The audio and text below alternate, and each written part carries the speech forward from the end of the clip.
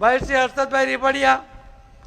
કોંગ્રેસમાં ચૂંટાયા હતા 2017માં 25,000 મતે ચૂંટાયા હતા પણ મારા સંપર્કમાં આવ્યા ત્યારે મેં એમને કહ્યું એમને વિશ્વાસ હતો કે કોંગ્રેસમાં રહેશે તો જીતી જશે પરંતુ એમણે કહ્યું કે કોંગ્રેસમાં રહીને હું જીતીશ તો વિસાવદરને સૌથી મોટો હું અન્યાય કરીશ, હું વિકાસના કામો કરી શકતો નથી, વિરોધની પાર્ટીમાં રહીને હું ત્યાં એનો વિરોધ કરું એના કારણે વિસાવદરનો વિકાસ થતો નથી, મારા કારણે